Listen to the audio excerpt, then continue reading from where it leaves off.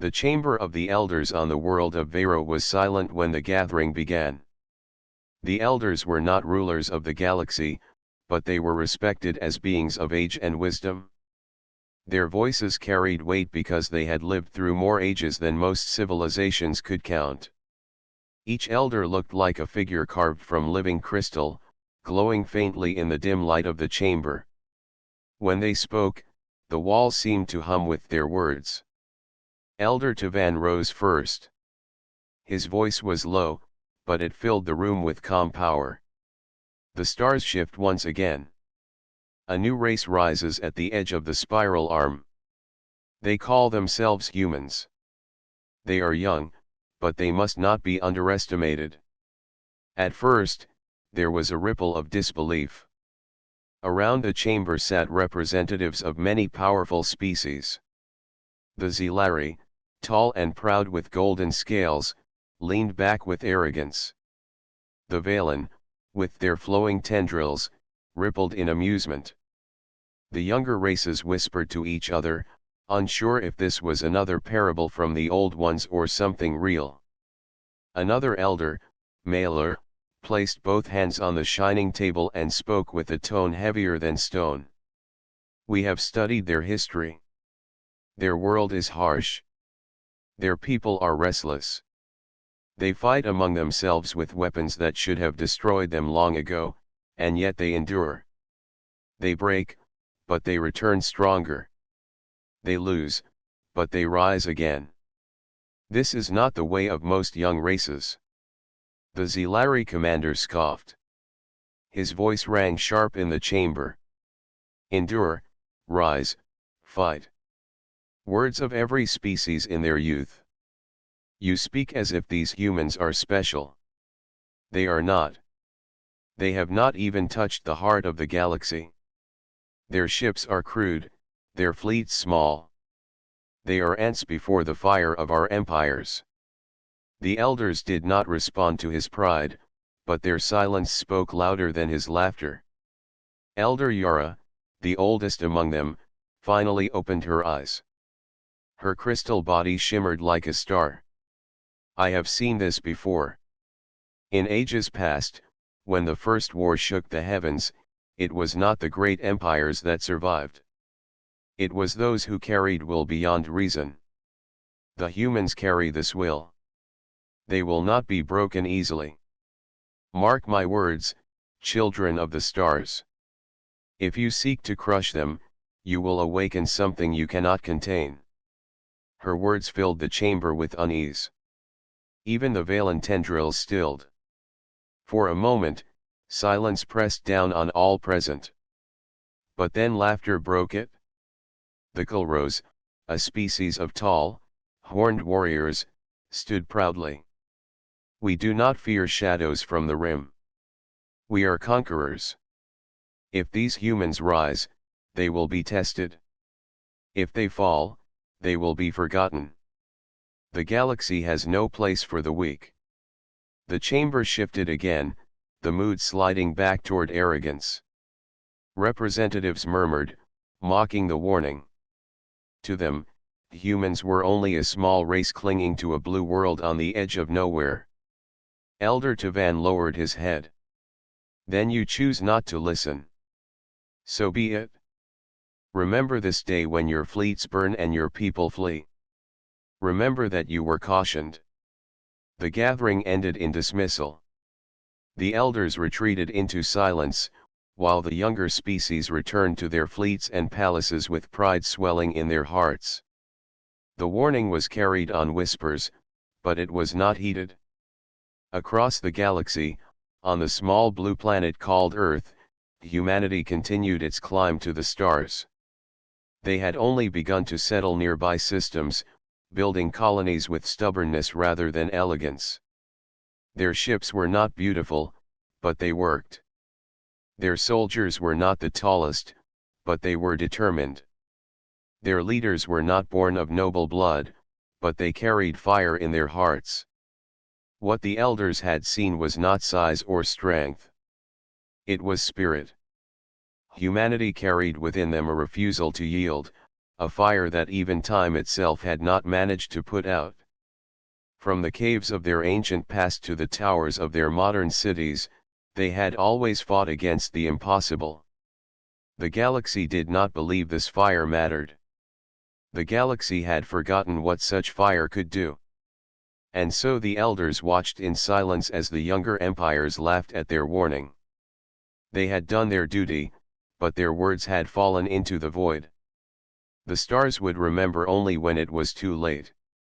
For the first time in many ages, the elders felt something they had not known in centuries. Fear. Not fear for themselves, for their time was nearly done. Fear for the galaxy that did not understand what was coming. Fear of what humanity would become when tested by the fires of war. The stars had been cautioned, but no one listened. The Zelari Empire was the first to act. For centuries they had called themselves guardians of order, but the truth was simpler. They thrived on conquest. They believed the galaxy belonged to them by right of strength. When the elders spoke of humanity as a threat, the Zelari laughed and took it as an insult. If these humans were bold enough to rise, the Empire would strike them down before they became a nuisance. Fleet Commander Veros of the Zelari sat upon his warship, a vessel larger than a human city. Around him floated hundreds of ships, forming a fleet so vast that nearby stars reflected off their golden hulls. To Veros, this was not a battle. It was a demonstration. His goal was not only to crush humanity but to show the rest of the galaxy that no new species would be allowed to challenge Zelari rule. The target was a mining colony in the Arkan Belt, a cluster of asteroids rich in metals. The humans had built small stations there, fragile rings of steel clinging to rock. To the Zelari, they looked like toys. To the humans, they were lifelines, hard-won outposts that kept their young colonies supplied. As the fleet approached, Veros gave his order. Open the channel. Send the warning. A Zelari officer broadcast the message to the human stations. People of Earth, you have reached beyond your place. Withdraw from these stars and return to your small world. If you refuse, you will be removed by force. On the human side, Commander Lewis stood on the bridge of the Resolute, a warship built in orbit around Mars. The ship was not elegant. Its armor plates were welded rough, its engines loud and overworked. Yet every system had been tested again and again. The crew trusted their vessel as much as they trusted each other. Lewis heard the alien message and smiled bitterly. He turned to his officers. They expect us to run. The officers did not answer. They knew the odds. Their fleet was small, only a handful of ships compared to the armada facing them. But retreat was not in their hearts. The colony depended on them. If they left, thousands of miners and families would be left to the mercy of the Zelari. Lewis opened the human channel. His voice was steady, clear. This is Commander Lewis of the United Earth Fleet. This colony is under our protection. If you want it, you will have to fight us for it. The words spread across both fleets, and silence followed. The Zelari officers stared at their commander, shocked that such a small species dared to defy them. Veros felt anger rising in his chest. Very well, he said coldly. Show them the price of pride. The battle began. Zelari ships advanced in perfect formation, golden hulls glowing with energy shields. Human ships spread out, weaving between asteroids, using the rocks as cover. The Zelari fired beams of burning plasma, carving glowing scars into the asteroids. Human ships answered with railguns and missile volleys, weapons simple compared to the plasma beams, but powerful when aimed with precision. The Resolute struck first, targeting the shield node of a Zelari cruiser. The railgun shell tore through the outer defenses and caused the cruiser's systems to flicker. The Xilari fleet was stunned. A primitive weapon had pierced one of their warships. Lewis did not celebrate. He kept his voice calm. Do not meet them head-on. Hit and move. Make them chase us. The humans fought with ferocity and cunning. They knew they could not win by strength alone. Instead, they used the asteroids as traps. Mines hidden within the rocks exploded under Xilari hulls. Smaller human ships darted in and out of shadows, striking at engines and slipping away before counterfire could land. Veros grew frustrated. He had expected a swift victory. Instead, every minute dragged into struggle. His fleet lost more ships than he thought possible to such a small enemy. Inside the Resolute, the crew worked without pause. Every system was pushed beyond its limit. Sparks fell from control panels, and alarms rang through the ship. Still, the crew held their ground. When a Xilari battleship tried to break through toward the colony, Lewis gave a bold order. Bring us forward.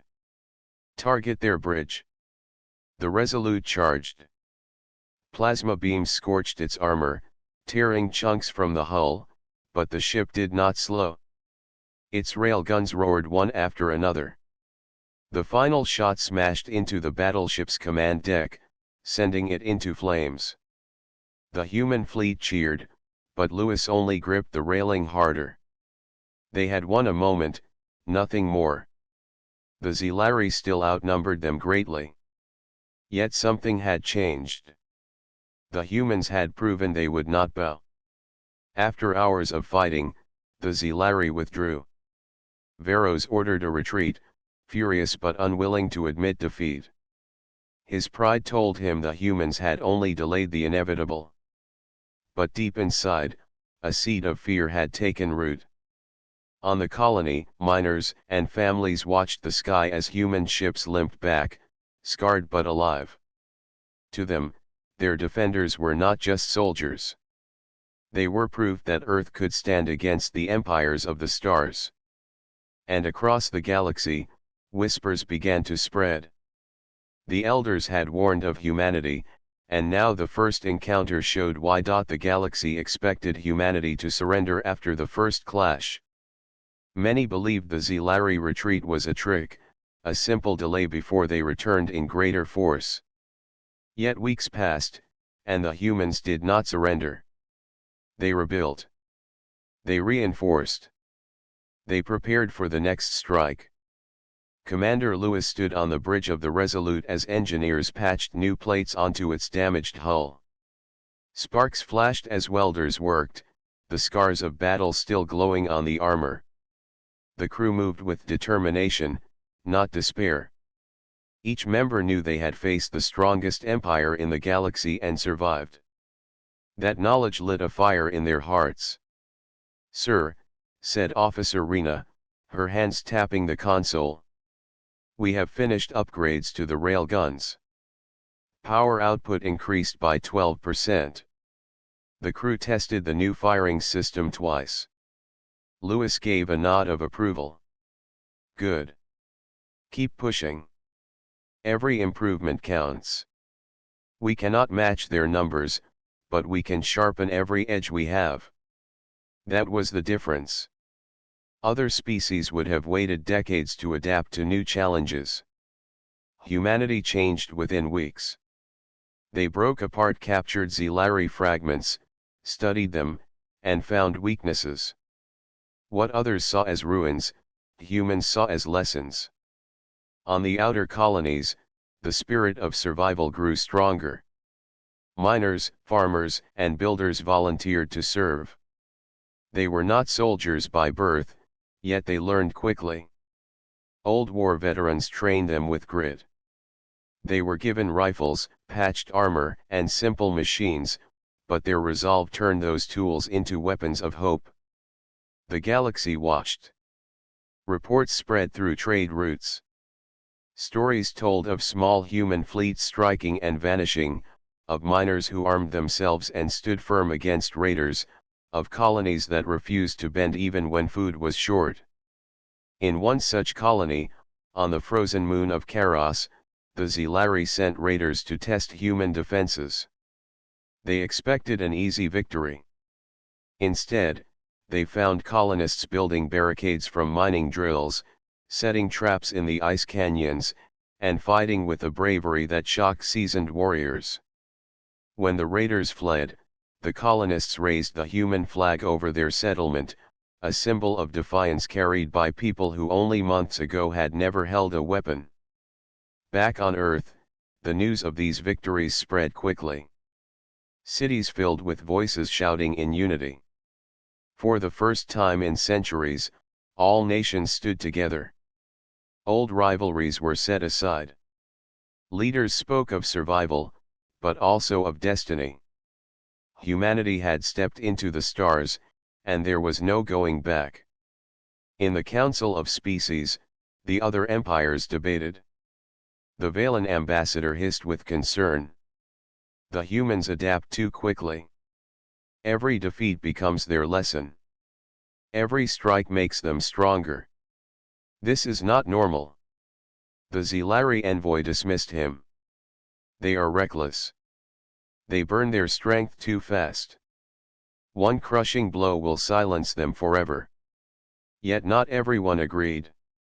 Smaller civilizations, long oppressed by the larger empires, whispered among themselves.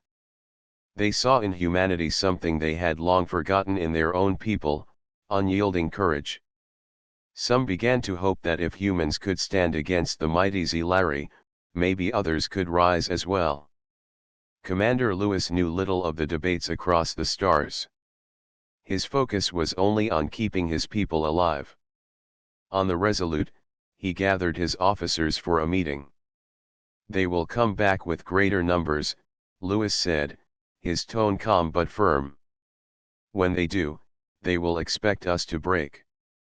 We cannot give them that. We do not need to destroy them. We need only to show them that we will not fall. That is our victory. Officer Rena frowned. Even if it costs us everything. Lewis looked at her with steady eyes. If it costs us everything, then at least the galaxy will know who we are. They will know humanity did not bow. Those words spread through the crew like fire. Each person carried them into their work, their training, and their battles. When the Zilari returned to test the humans once more, they did not face a scattered defense. They faced a people united by will. Human ships struck with clever ambushes, using asteroids, moons, and even broken satellites as weapons.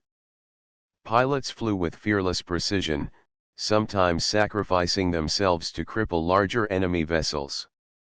Infantry fought in the ruins of colonies, holding streets and corridors until reinforcements arrived. The Zilari did not understand it. To them, survival meant strength of fleets and firepower. To humans, survival meant something deeper. It meant standing together even when all odds were against them. The elders, watching from afar, saw their warnings taking shape. Humanity's spirit was rising like a storm. And once a storm like this began, it was not easily stopped. The galaxy had begun to realize the truth. These humans were not like others. They were something different. They fought not only with weapons, but with hearts that refused to yield. And so the whisper grew stronger in the dark corners of the stars. If the Zilari could not break them, then perhaps nothing could. The war grew heavier with every passing month. At first, it was only raids and skirmishes, but soon the Zilari Empire brought full fleets into human space. They thought sheer numbers would end the resistance quickly. What they found was something else. Every battle hardened humanity, every loss taught them, and every victory filled them with more resolve. The center of the storm became the world of Karos. Karos was not Earth's strongest colony. It was a mining world with little defense, covered in deserts and rocky plains. But when Xelari forces struck, humanity refused to abandon it. Supplies were rushed, soldiers were sent, and defenses were built from whatever could be found. To the humans, Karos was not just a colony. It was a stand. Commander Lewis and the Resolute arrived at Karos as the skies darkened with Xelari ships. Hundreds of golden war vessels descended like predators. Human defenses looked small in comparison, a few dozen ships and ground forces scattered across the colony. But the humans did not measure strength by numbers. On the surface, soldiers dug trenches in the dry earth. Colonists turned mining equipment into weapons. Towers made from scrap metal became watchposts. The people of Karos were not trained warriors, yet they stood shoulder to shoulder with soldiers, carrying rifles, ready to fight for their homes.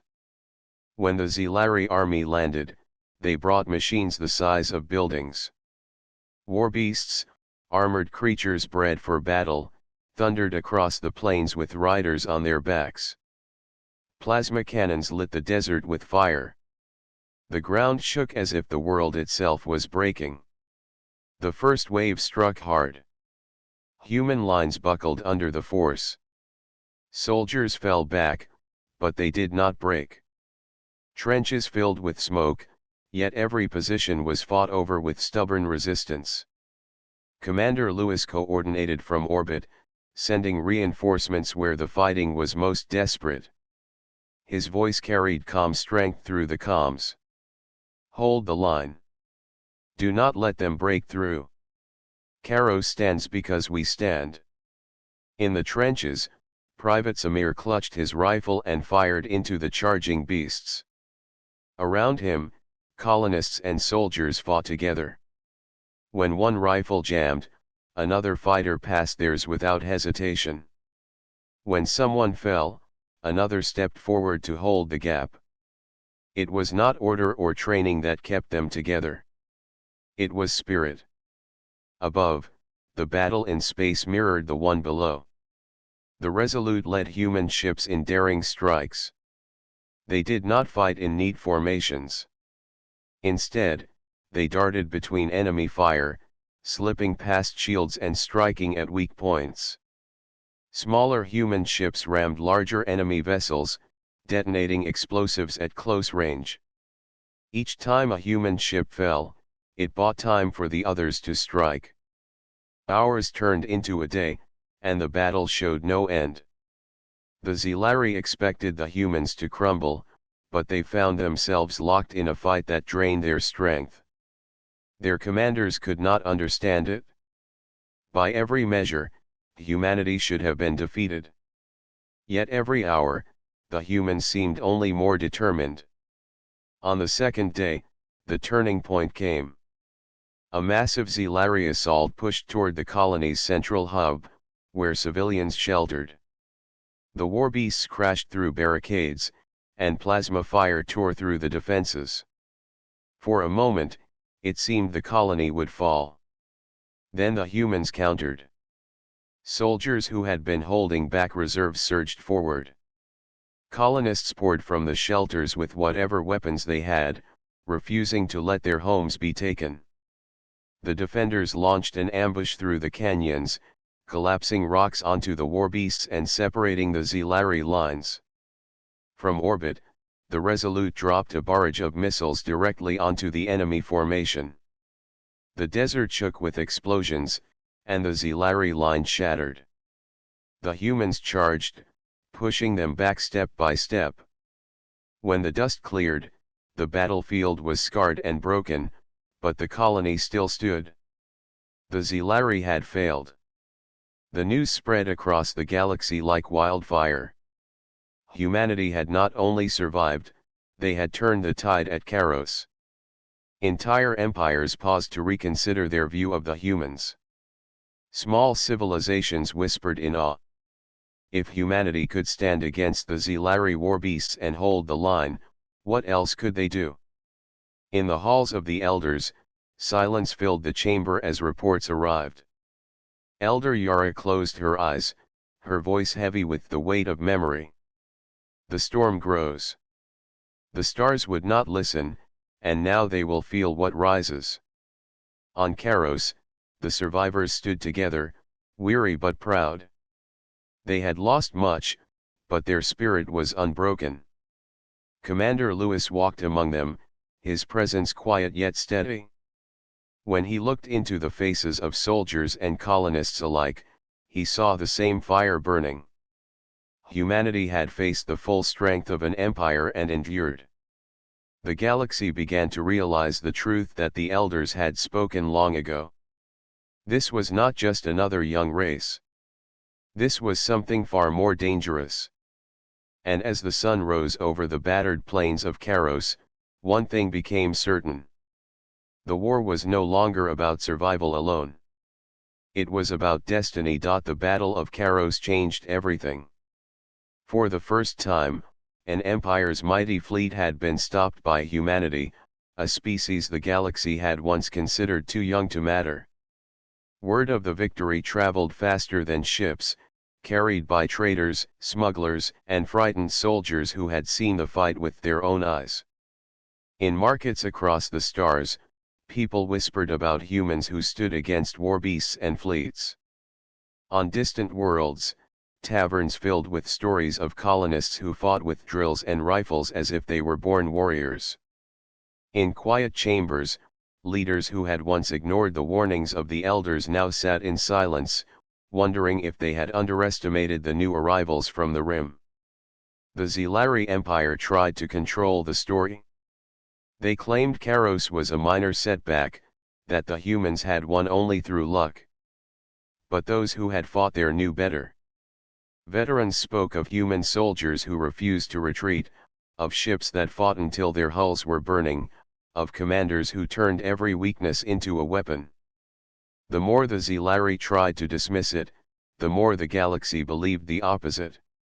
On the capital world of the Valen, the ruling council gathered. Their tendrils swayed in unease as the ambassador read reports.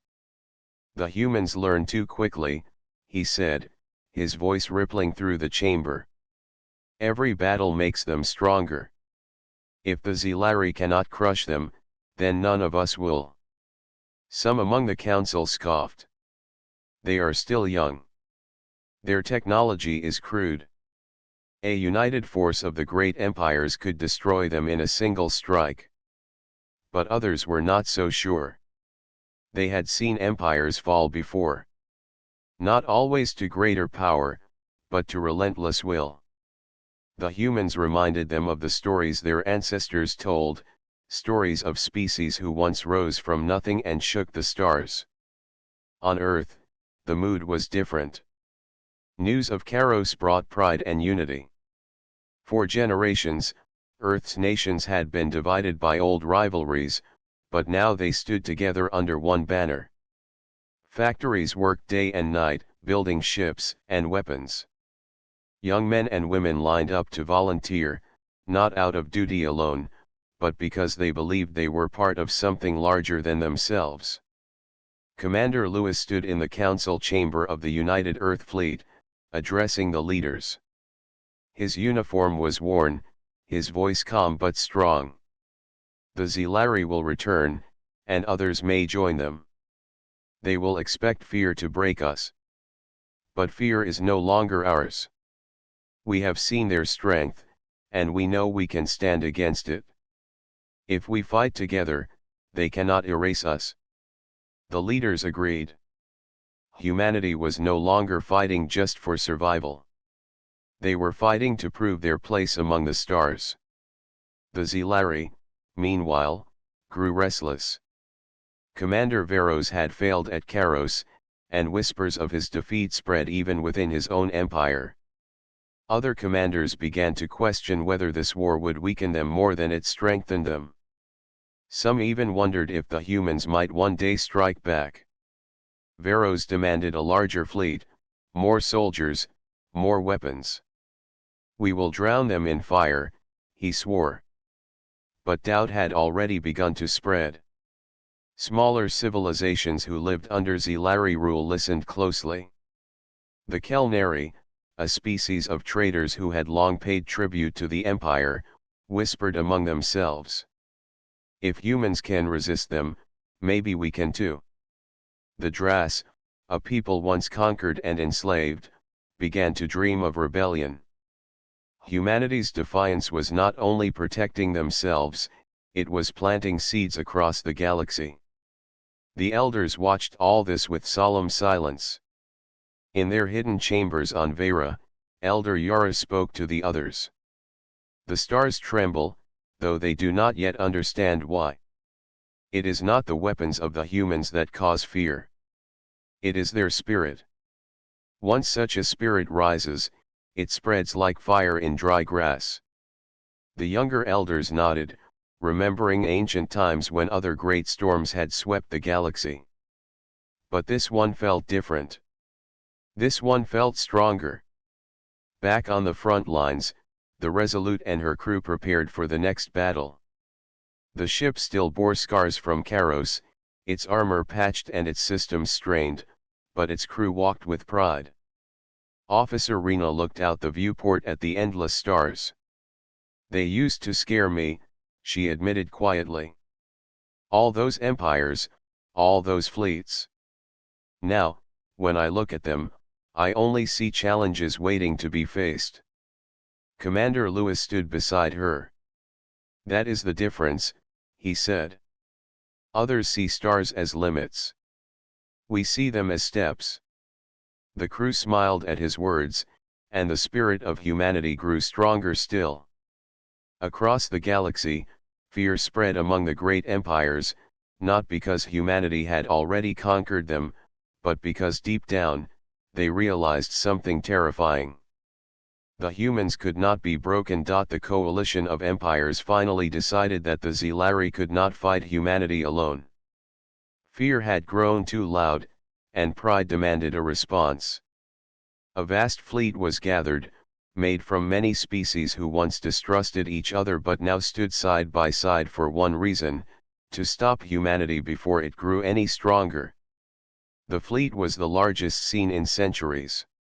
Hundreds of warships, each bristling with weapons, gathered at the Varen Gate, a natural passage of space that connected human colonies to the wider galaxy.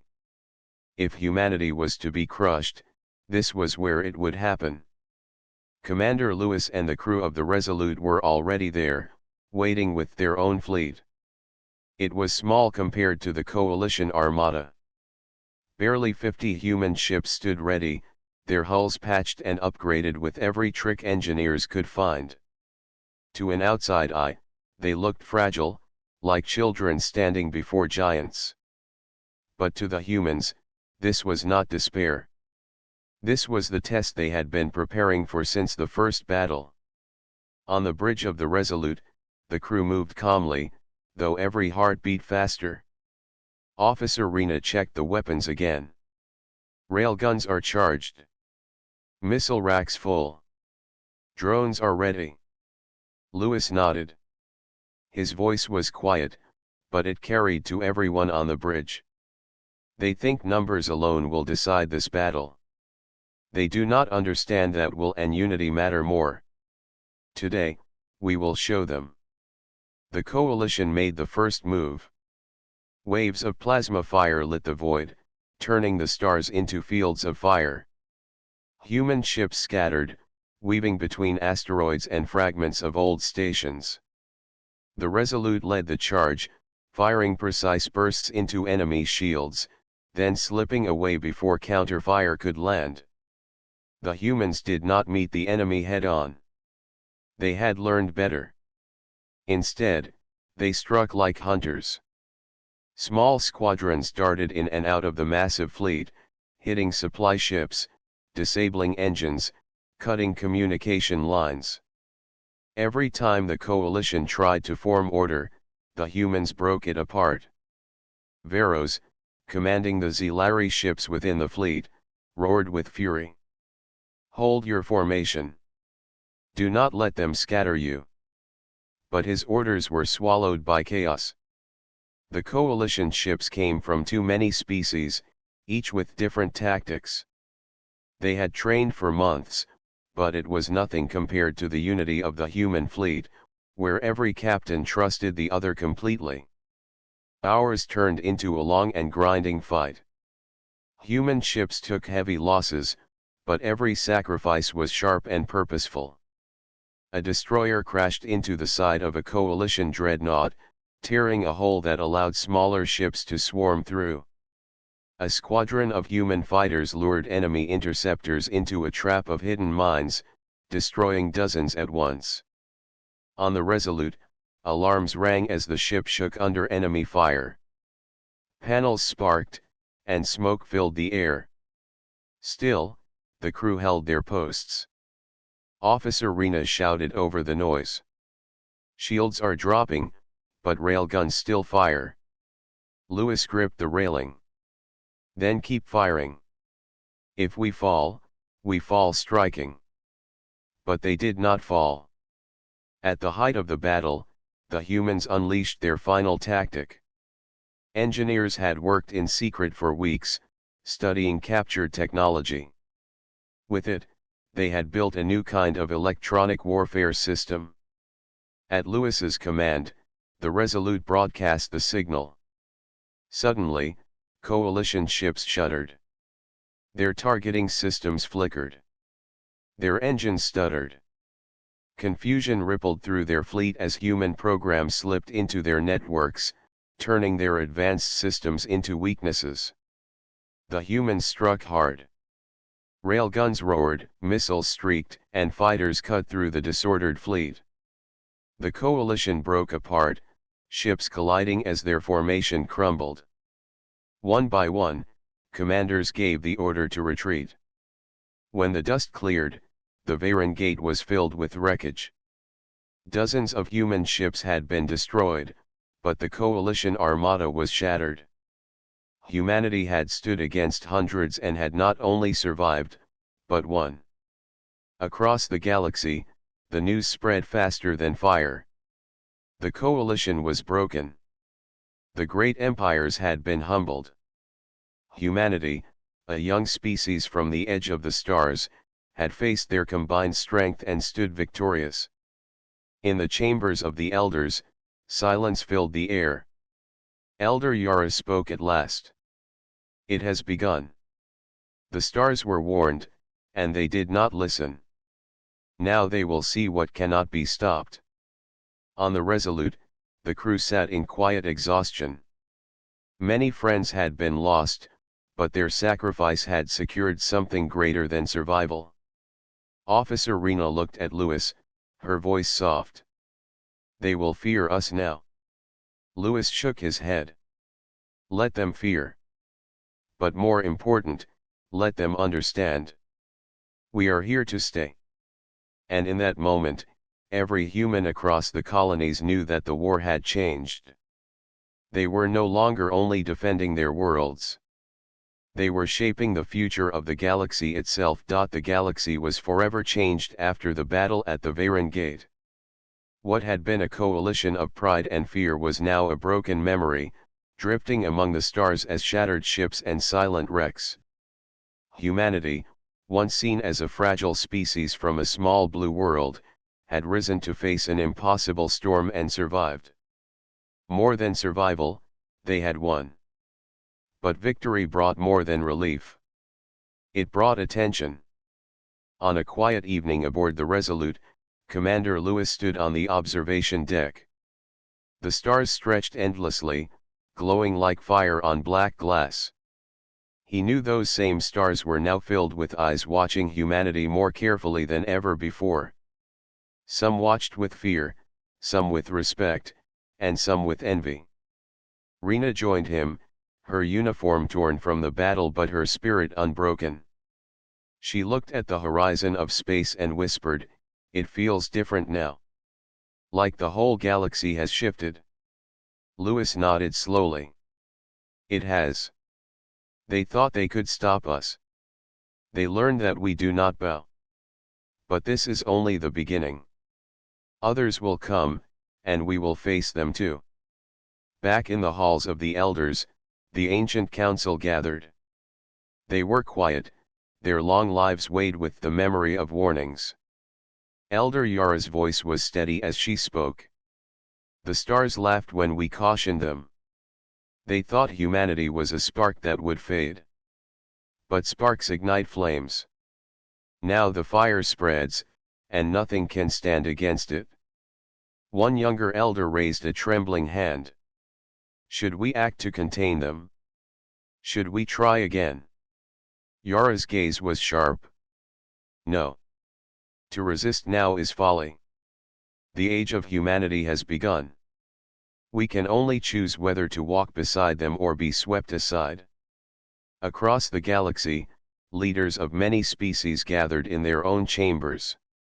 Some wept for lost fleets, some raged at their defeat, but all spoke one truth: humanity could no longer be ignored. Meanwhile, on Earth, the news of victory spread like light. Cities lit with celebration, voices filled the streets, and banners flew across colonies. Families who had feared for their future now stood with pride. Children looked to the stars not with fear, but with hope. Humanity had proven itself, and the stars were now open to them. But not all was joy. Graves were filled with the names of those who had given their lives. Ships lay in ruins, their crews forever silent. The cost of survival was heavy, and every survivor carried its weight. Yet that weight was not weakness. It was strength, a reminder that freedom and unity were worth any price. On the Resolute, the crew gathered in the mess hall. The air was quiet at first, filled with memories of lost friends. Then, slowly, voices rose. Stories of bravery were told, laughter returned in fragments, and hope replaced silence. They were not only soldiers. They were family, bound by fire and sacrifice. Lewis stood before them, his voice strong though his heart was heavy. We have fought, and we have endured. We stood when no one thought we could. The stars now know our name. Let this not be the end of our story, but the beginning. Humanity is no longer small. Humanity is no longer alone. Wherever we go, we carry each other, and together we cannot be broken. The crew rose to their feet, raising cups in silent salute. In that moment, the unity of humanity was more than words. It was truth carved into the very stars. Weeks later, emissaries from other species approached Earth, no longer with threats, but with treaties. They spoke with careful words and measured tones, offering alliances and peace. For the first time in history, those who once saw themselves as rulers now came with open hands to a species they once dismissed. Humanity did not forget the warnings of the elders. They did not forget the battles that had nearly broken them. But they also did not answer with cruelty. Instead, they offered respect where respect was given. They were fierce when challenged, but fair when approached with peace. The legend of humanity spread far. On distant worlds, children of alien species whispered about humans, the warriors who turned fear into strength. On forgotten colonies, merchants spoke of humans who could not be pushed aside. Even in the darkest corners of the galaxy, the story was known: the humans were different, and they would not yield. Elder Yara's final words echoed across time. The stars were cautioned, but they did not believe. Now they believe, for they have seen. Humanity rises, and nothing can stand against it. As the Resolute prepared for its next journey, Lewis looked once more at the endless stars. He knew challenges would come, battles would rise, and enemies would gather. But he also knew that humanity had crossed the line between survival and destiny. Rena stood beside him, smiling faintly. "Do you think they will ever stop testing us?" Lewis shook his head. "No. But let them try. We are ready. And so humanity stepped forward, not as a fragile species lost among giants, but as giants themselves. They were the flame that could not be extinguished, the voice that could not be silenced, and the future that no one could deny. The galaxy had been cautioned. Now it would remember. Humanity had arrived, and nothing could stand against it.